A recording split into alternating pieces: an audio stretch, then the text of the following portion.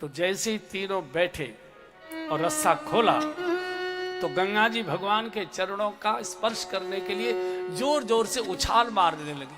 तो जैसे ही गंगा जी ने उछाल मारी तो नाव डगमगाने लगी। नाव डगमगाई, केवट घबरा गया कहीं नाव डूब न जाए। एकदम जोर से डांटा, नहीं गंगा जी इतनी जोर से नहीं, आपको मालूम है मेरी नाव में कौन बैठे हैं? मेरी नैया में लक्ष्मण राम, गंगा मैया धीरे बहो। मेरी नैया में लक्ष्मण राम, गंगा मैया धीरे बहो। मेरी नैया में लक्ष्मण राम, गंगा मैया धीरे बहो। अरे कौन की नैया, कौन की गंगा, कौन की नैया, कौन की गंगा, कौन के लक्ष्मण राम, गंगा मैया धीरे बहो। हाँ कौन के लक्ष्मण राम, गंगा मैया धीरे बहो। मेरी नैया में लक्ष्मण राम, गंगा मैया धीरे बहो। मेरी नैया में लक्ष्मण राम, गंगा मैया धीरे बहो। अरे केवट की नैया भगीरथ की गंगा, केवट की नैया भगीरथ की गंगा, राजा दशरथ के लक्ष्मण राम, गंगा मैया धीरे बहो। राजा दशरथ के लक्ष्मण राम, गंगा मैया धीरे बहो। मेरी नैया में लक्ष्मण राम, गंगा मैया धीरे बहो।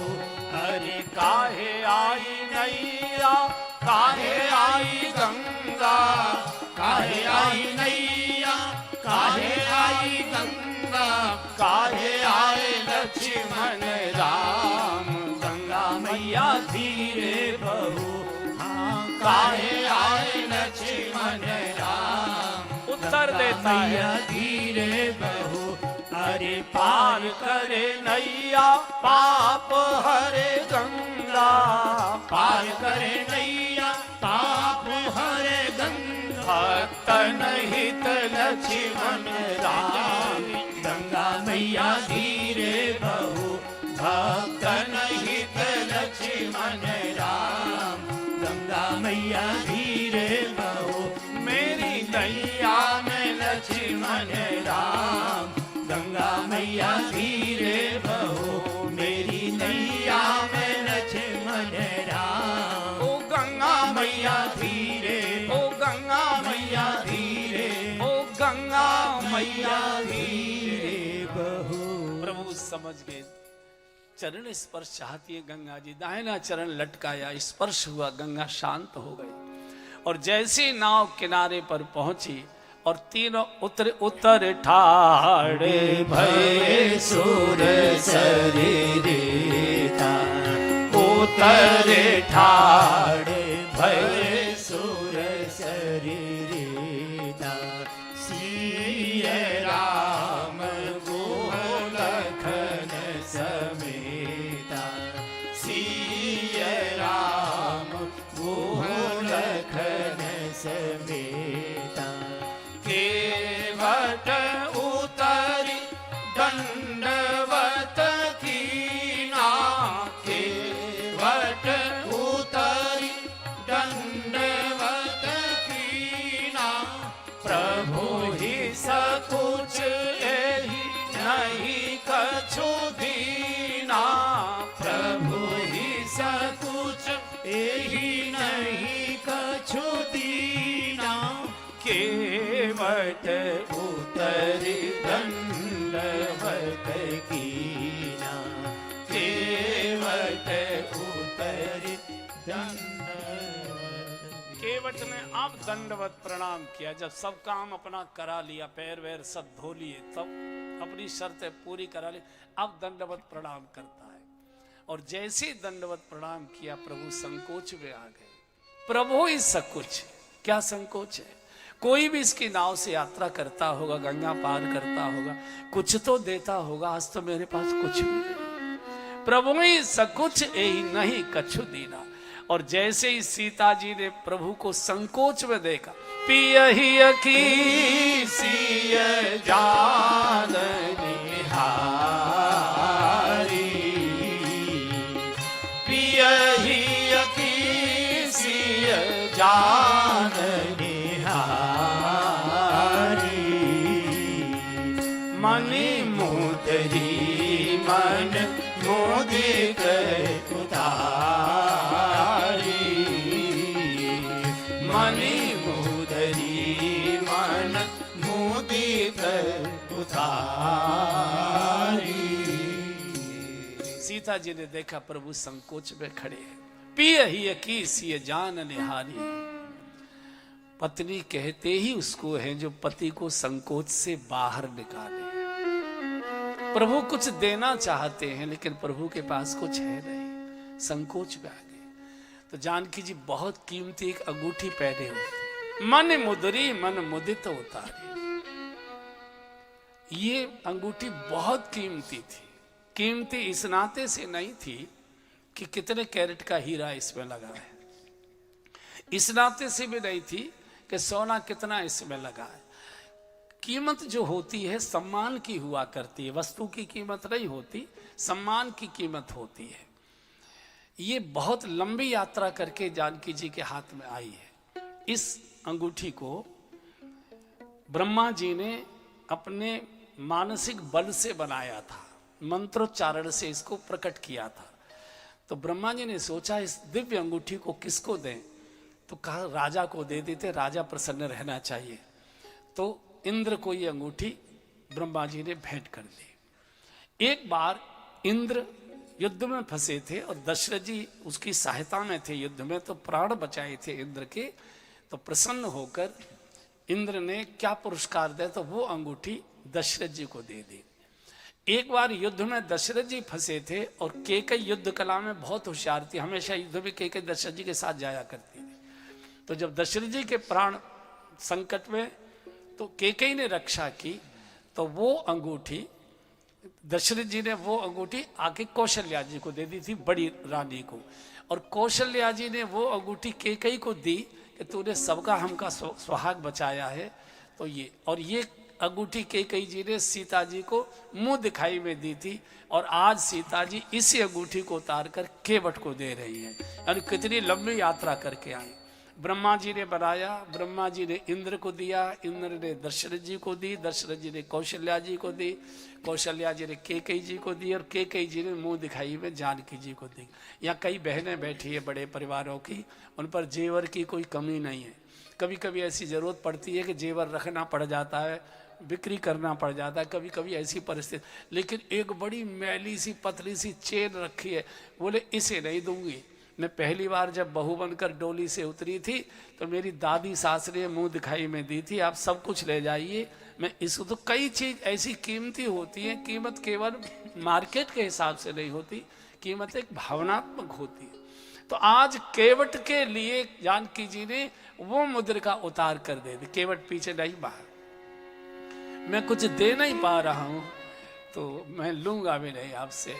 और मैं भारतीय संस्कृति को जानता हूं, मैं गांव का हूं, गंवार हूं, अशिक्षित हूं, अनपढ़ हूं, लेकिन मुझे भारतीय संस्कृति का ज्ञान है। भारतीय संस्कृति में बेटी को जेवर चढ़ाए जाते हैं, बेटी के जेवर उतरवाए नहीं जाते। ये कृपा करिए, मैं नहीं लूंगा। जानकी जी के भी आंखों से आंसू गिरने लगे।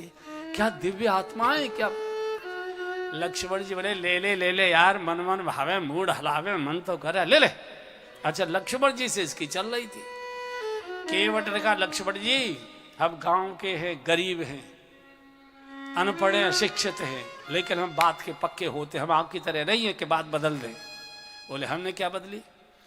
बोले आपने हमको मारने के लिए बाण निकाला तरकस से, और बिना मारे बाण आपने अपने तरकस में रख लिया। हमारी बाणी आपके बाण जैसी नहीं है, हमने जो बोल दिया कि नहीं लेंगे तो नहीं लेंगे। लक्ष्मण जी तो पीछे सर गए, पता नहीं कौन सी यूनिवर्सिटी तोड़ के आया है। कौन सा इसको तोड़ के? सीता जी ने जब कहा केवट ले लो, प्रभु दे रहे हैं ना, ले लो, एकदम चरणों गिर पड़ा। नहीं माँ, आप मत बोलिए, हम गरीब हैं, गांव के हैं, अशिक्षित हैं, अनपढ़ हैं, लेकिन हम जानते हैं, भारतीय संस्कृति को जानते हैं। बेटी को जेवर चढ़ाए जाते हैं, बेटी के जेवर उतरवाए नहीं जाते हैं। जानकी जी के भी आंसू आ गए कुछ। और केवट ने कहा प्रभु क्या नहीं मिल गया, सब तो मिल गया। और हमारे यहाँ का तो नियम है कि बिरादरी वाला बिरादरी वाले से नहीं लेता है, नाई सेन नाई लेत, धोबी सेन धोबी लेत। मेरी और आपकी बिरादरी एक है, इसलिए बिरादरी में मतलब बराबर का चलता है, लेन देन नहीं हुआ करता है। लक्ष्मण है खबरदार, सीमा में रहना। बोले मैं तो सीमा में हूं, तू हमारी बिरादरी का कैसे? अरे केवट ने कहा महाराज क्या बिना चाय पिए घर से चले हो क्या? सवेरे से जब देखो तब चिड़चिड़ कर रहे हो। मेरी और भगवान की बिरादरी एक है। तो भगवान ने कहा भाई कैसे हो गई बिरादरी? तो लक्ष्मण को गुस्सा करा रहे हो। बोले महाराज अपने भैया समझाओ, निकले पड़ रहे। बोले तू यार बात ही ऐसी कर रहा है। केवट का मैंने क्या कर दिया? बोले कह रहा तू मैं और तू एक ही बिरादरी के। केवट ने कहा भगवान नाराज आप भी मत होइए, मेरी और आपकी बिरादरी एक ही है। बोले बता कैसे है? बोले बताऊंगा ना, लक्ष्मण जी को पीछे खड़ा कर दो तब बताऊंगा। केवट ने कहा भगवान बिरादरी जन्म से नहीं होती, बिरादरी कर्म और कारोबार से होती है। किसी भी जाति का आदमी चिकित्सा का काम करता है, वैद्य हकीम डॉक्टर कहलाता है। किसी भी जाति का आदमी कपड़े का व्यवसाय करता है, बजाज कहलाता है। किसी भी जाति का आदमी गहनों का सोने चांदी का काम करता है, सराफ कहलाता है। किसी भी जाति का आदमी फल सब्जी का काम करता है, कौंजड़ा कहलाता है। किसी भी जाति का आदमी अनाज का है तो आड़ती कहलाता है। महाराज जाति जन्म से नहीं होती, जाति कर्म और कारोबार से होती है। मेरा और आपका कारोबार दोनों का एक है, केवल कारोबार के आकार प्रकार का अंतर है। आप जो हो थोक के बड़े व्यापारी हो और मेरे रिटेल का छोटा दुकानदार हूँ, काम दोनों का ही पार उतारना है। आप भवसागर के केवट हो और मैं गंगा का केवट हूँ, इसलिए नाई से न नाई लेत, धोबी से न धोबी लेत। और चरणों में गिर गया प्रभु। हमारे कथावाचक है, क्या नाम है? राजन। बहुत अच्छा गाते हैं, एक बार गा लीजिए। केवट कहता है मुझे तूने दाता बहुत कुछ दिया है, मुझे तूने दाता बहुत कुछ दिया है। तेरा शुक्रिया है, तेरा शुक्रिया है, तेरा शुक्रिया सब गाइए। तेरा शुक्रिया है। मुझे तूने दाता बहुत कुछ दिया है, मुझे तूने दाता बहुत कुछ दिया है। तेरा शुक्रिया है, तेरा शुक्रिया है, तेरा शुक्रिया है, तेरा शुक्रिया है। ये औलाद दी है, ये जायदाद दी है, ये औलाद दी है, ये जायदाद दी है। मुसीबत में हर वक्त इमदाद दी है, मुसीबत में हर वक्त इमदाद दी है। तेरा ही दिया मैंने खाया पिया है, तेरा ही दिया मैंने खाया पिया है। तेरा शुक्रिया है, तेरा शुक्रिया है, तेरा शुक्रिया है, तेरा शुक्रिया है। मुझे तूने दाता बहुत कुछ दिया है, मुझे तूने दाता बहुत कुछ दिया है। तेरा शुक्रिया है, तेरा शुक्रिया है, तेरा शुक्रिया है, तेरा शुक्रिया है। मेरा ही नहीं तू सभी का है दाता, मेरा ही नहीं तू सभी का है दाता। सभी को सभी कुछ है देता दिलाता, सभी को सभी कुछ है देता दिलाता, दिया कुछ नहीं बस लिया ही लिया है, दिया कुछ नहीं बस लिया ही लिया है, तेरा शुक्रिया है, तेरा शुक्रिया है, तेरा शुक्रिया है, तेरा शुक्रिया है, जो पूरी न करता तू मुराद मेरी, जो पूरी न करता मुराद मेरी, तो क्या थी जमाने में औकात मेरी, तो क्या थी जमाने में औकात मेरी,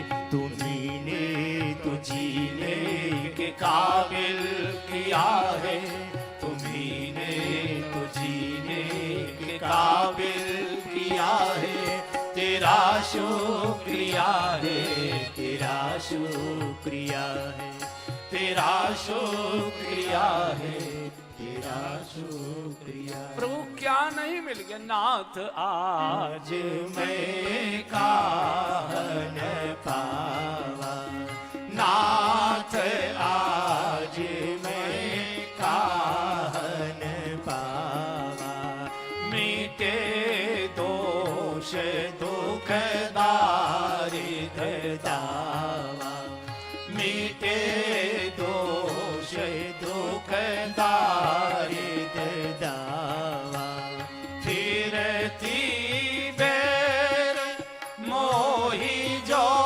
देवा, फिरती बेर मोही जो देवा, सो प्रसाद में सिर धरि लेवा, सो प्रसाद मैं सिर धरि ले। प्रभु क्या नहीं मिल गया?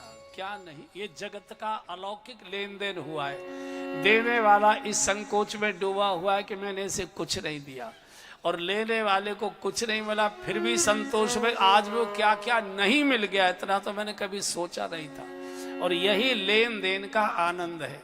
देने वाले में अहंकार आ जाए, और क्या लेगा, इतना तो दे दिया, तेरा पेट ही कभी नहीं भरता, और का जान दे दे क्या, सब उठा के तुझे ही दे दे क्या। और लेने वाले को अतरत्र क्या दे दिया, तुमसे ज्यादा तो उसने दे दिया था, बड़े भारी बड़े। तो न लेने का आनंद होगा न देने का आनंद होगा। देने में विनम्रता रहे कि मैं क्या दे सकता हूँ, चाहता तो बहुत था, नहीं दे पाया। लेने वाले में आत्म संतोष इतना तो सोचा भी नहीं था जितना आपने दिया है।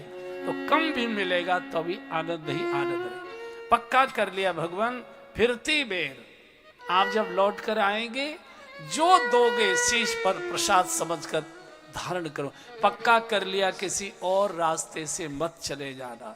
और केवट ने नाव को वही खूंटे से बांध दिया जिस नाव से प्रभु को लेकर आया हूं। अब जगत का बाहर नहीं ढोऊंगा, अब जगत पिता को ही लेकर जाऊंगा। नित्य गंगा जी से उसको स्नान कराता है, नाव को फूलों से सजाता है, आरती करता है, परिक्रमा करता है, भगवान के नाम का स्मरण कर प्रभु के आगमन की प्रतीक्षा करता है। इधर जानकी जी ने गंगा जी की बहुत विनय पूर्ण पूजा की है। मात मनोरथ पुरव मोरी, मैंने सुना है आप सबकी मनोकामनाएं पूर्ण करती हैं, मेरी भी मनोकामना पूर्ण कर दीजिए।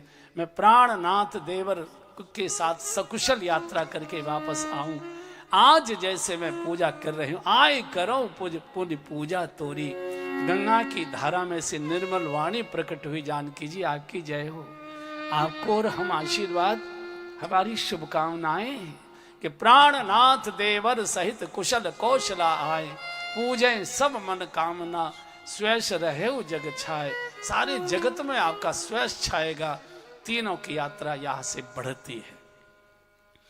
गांव गांव के लोग दौड़ रहे हैं, खेतों में किसान काम कर रहे थे, उन दोनों में काम छोड़ छाड़ कर दौड़ रहे हैं। कौन है, कहां से आए हैं, कौन इनके ऐसे कठोर हृदय माता पिता थे जिन्होंने कह दिया तुम वन को चले जाओ। अरे इनको वन में भेजना था तो नगर किसके लिए बसाए थे? इनको भूमि शयन कराना था तो भवन किसके लिए बसाए थे? सुंदर सुंदर बिस्तर किसके लिए? इनको कंदमूल फल खिलाने थे तो 56 भोग की रचना विधाता ने किसके लिए की? तो किसी को पता लग गया केकई ने ये षड्यंत्र किया है, तो केकई के लिए महिलाएं गालियां देने लगी। अरे बैरिन क्या ठाल दिया तूने, इन ऐसे कोमल स्वरूप को तूने वन में भेज दिया। तो हरियाणा की एक बूढ़ी दादी थी उनके बीच में, तो उसने कहा पगली केकई को गाली मत दो, पाप लग जाएगा। बोले माँ आपको मालूम नहीं है केकई ने इनको वन में भेजा। रही पगली इनको वन में नहीं भेजा केकई ने, तो बोले हमारे ऊपर कृपा की है केकई ने, चूंकि हम तो कभी अयोध्या जा नहीं सकते थे, हमको तो इनका कभी दर्शन हो नहीं सकता था। तो केकई ने अपयश का घूंट पी लिया कि दुनिया भले ही मुझे गाली दे लेकिन गांव के गरीब लोगों को भी मेरे राम का दर्शन होना चाहिए, हमको कृपा करने के लिए, हमारे ऊपर कृपा करने के लिए भेजा। ऐसी सुंदर सुंदर चर्चा होती जा रही थी। गोस्वामी जी ने एक जगह लिखा है, जिस पगडंडी से भगवान जा रहे थे, पगडंडी के बिल्कुल किनारे एक बिल में एक सांपिन और एक बीछी, ये दोनों सहेली थी, तो ये दोनों रहती थी। अच्छा, माताओं को हल्ला गुल्ला सुनने की बड़ी इच्छा होती है। अगर हल्ला गुल्ला हो रहा हो तो आटा मल रही हो तो भी भागती है सरे हाथ लेकर, क्या हो रहा है क्या हो रहा है। तो कुछ हल्ला गुल्ला जय जयकार ऐसा होते जा रहा था। तो बीछी निकल कर आई। बीछी ने देखा कि कोई 2 सुंदर राजकुमार इनके साथ, बड़ी सुंदरी राजकुमारी जी जा रही हैं और हजारों लोग इनके साथ दर्शन कर रहे हैं। इसके भी मन में लालसा आ गई तो दौड़ कर गई और सांपिन से बोली ओ बहन समय चूक पुण्य का पछतारी, समय निकलने के बाद हाथ मलता रह जाएगा। बहुत सुंदर 2 राजकुमार, बड़ी सुंदरी राजकुमारी जा रही हैं, अलौकिक स्वरूप उनका, सब लोग निकट से दर्शन कर रहे हैं, चलो उनका दर्शन, चलो तू भी चल। सांपिन रोने लगी, बहन हमको कौन जाने देगा, हमको तो विधाता ने बनाया ही छुपके रहने के लिए, अगर हम निकलेंगे लोग पत्थर मारेंगे, ईंट मारेंगे, डंडा मारेंगे, मार देंगे हमको। तो दोनों रोने लगे, क्या करे हे विधाता, तूने मुझे इतना बड़ा डंक दे दिया जहरीला, उसको जहरीले दांत दे दिए और हम भगवान का दर्शन भी नहीं कर पा रहे, हमारे द्वार से भगवान निकल कर जा रहा है। तो जब कोई भगवान के लिए रोता है तो हृदय शुद्ध हो जाता है, और शुद्ध हृदय में सोया हुआ भगवान जाग जाता है, बोलता है। तो सांपिन बीछी ने कहा बहन अगर दर्शन करने की सचमुच तेरी इच्छा है तो मैं एक रास्ता बताऊं। बोले बता। बोले तेरे पास तो जहरीले दांत हैं और मेरे पास जहरीला डंक है, तू अगर अपने जहरीले दांत तोड़ दे और मैं जहरीला डंक तोड़ दूं, फिर तो कोई नहीं मारेगा ना, फिर लोग आएंगे ईटा पत्थर, हम कहेंगे भैया आप क्यों मार रहे हो, हमारे पास न तो डंक है न दांत है। बोले हाँ ये ठीक, जल्दी चल। तो और बाहर बिल के बाहर एक बड़ा भारी शिलाखंड पत्थर का शिला पड़ी हुई थी। भगवान के दर्शन की लालसा में सांपें फन मार मार कर अपने जहरीले दांत तोड़ने लगी, और ये जो बीछी थी बार बार के डंक अपने डंक को तोड़ने लगी। भाव समाधि में जब ये दृश्य गोस्वामी जी ने देखा लिखते समय, गोस्वामी जी के भी नेत्रों से आंसू टपकने लगे। जय हो भगवान, आपकी महिमा ये विषैले जानवरों पर भी क्या जादू करती है। रखे मगर सांपिन बीछी, जिन्हीं रखे मगर सांपिन बीछी, जिन्हीं रखे मगर सांपिन बीछी,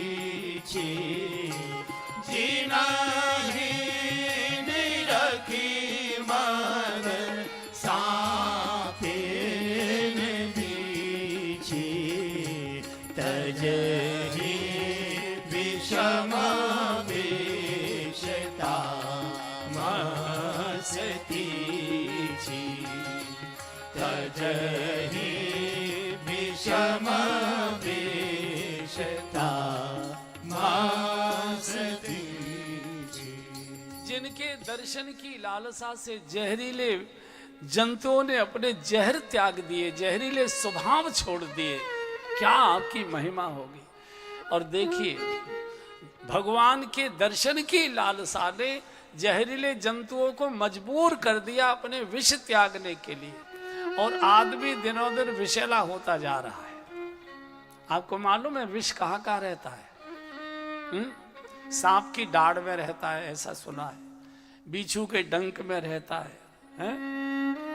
और कहाँ रहता है? बहुत जगह विष रहता है, सागर के पेट में रहता है, आदमी में भी विष होता है, आदमी में भी विष होता है। कहाँ होता है? नहीं, जीभ में नहीं होगा, जीभ में होगा तो बच्चे का चुम्बन लेता है, मर जाएगा बालक। आंखों में विष होता है, आंखों में विष होता है। जब विषैली आंख हो जाए, आंख में विष उतरता है तो परिवार की भी हत्या कर देता है। काम का विष उतरता है, पागल हो जाता है। क्रोध का विष उतरता है, पागल हो जाता है। लोभ का विष उतरता है, भैया से भी नाता तोड़ देता है। और विषैली आंखें शुद्ध होती हैं गुरुदेव के चरणों की धूलि से। श्री गुरु पद मंजुल अंजन, श्री गुरु पद रज मंजुल अंजन, नयन अभिय द्रग दोष विभंजन, नयन अभिय द्रग दोष विभंजन, तेहि करि विमल विवेक विलोचन, तेहि करि विमल विवेक विलोचन, वरनहु राम चरित भव मोचन, वरनहु राम चरित भव मोचन। नेत्र शुद्ध होते हैं गुरुदेव के पावन श्री चरणों की रज को काजल के रूप में लगाने से। अर्थात उनकी धूल आंखों में नहीं लगाई जाती, हमेशा दृष्टि गुरुदेव के चरणों में रहे, उनकी आज्ञा में रहे, उनकी चेतनाओं में रहे, उनकी देशनाओं में रहे, उनकी इच्छाओं में रहे, मन पवित्र होता है इससे। इसलिए हमारे गाते हैं, गुरु जी का सानिध्य क्या से क्या कर देता है। मेरे सतगुरु दीन दयाल काग से हंस बनाते हैं, मेरे सतगुरु दीन दयाल काग से हंस बनाते हैं, हंस बनाते हैं, काग से हंस बनाते हैं, हाँ हंस बनाते हैं, काग से हंस बनाते हैं, मेरे सतगुरु दीन दयाल काग से हंस बनाते हैं। अजब है गुरुओं का दरबार, अजब है गुरुओं का दरबार, भरा जहाँ भक्ति का भंडार, भरा जहाँ भक्ति का भंडार, वचन अनमोल सुनाते हैं कि मन का भरम मिटाते हैं, हाँ मोल सुनाते हैं कि मन का भरम मिटाते हैं, मेरे सतगुरु दीन दयाल काग से हंस बनाते हैं, काग से हंस बनाते हैं, काग से हंस बनाते हैं। हाथ उठाकर बोलिए श्री गुरुदेव भगवान की जय। हमेशा सद्गुरुओं की चरणों में दृष्टि चाहिए, विकार वासनाएं अपने आप दूर हो जाएगी। जैसे आंखों की रोशनी बढ़ाने के लिए काजल लगाया जाता है, ऐसे ही हृदय को शुद्ध करने के लिए गुरुदेव की चरणों का स्पर्श किया जाता। श्री गुरु पद रज मंजुल अंजल नयन अमीय दृग दोष विभा। सत्पुरुषों के चरणों में हमेशा जब समय मिले समय निकाल कर बहानों से जाइए, बैठिए। कुछ देखिए, कितना भी जुकाम है आपको, फिर भी किसी फुलवाड़ी के बगीचे में घूमोगे तो भले ही खुशबू नहीं आएगी, लेकिन तो भी अच्छा अनुभव होगा, चाहे आपको कितना ही जुकाम है। और जहाँ से दुर्गंध भरी हुई है, बिल्कुल भी आपकी नाक काम नहीं कर रही, तो भी आपको अटपटा सा लगने लगेगा कि बड़ा खराब सा लग रहा है, अच्छा नहीं लग रहा। ऐसे ही सत्पुरुषों के पास बहाने बनाकर समय निकालकर जैसे भी हो कभी कभी जरूर बैठना चाहिए। जैसे गाड़ी खसर खसर करती है तो सर्विस स्टेशन जाती है, ऐसे ही जब मन खसर खसर करता है तो गुरुओं के चरणों के वर्कशॉप पे जरूर थोड़ी देर के लिए जाना चाहिए। मन पवित्र होता है, बुद्धि शुद्ध होती है, चेतना पवित्र होती है, चिंतन पवित्र होता है, सब चीजें ठीक होती है।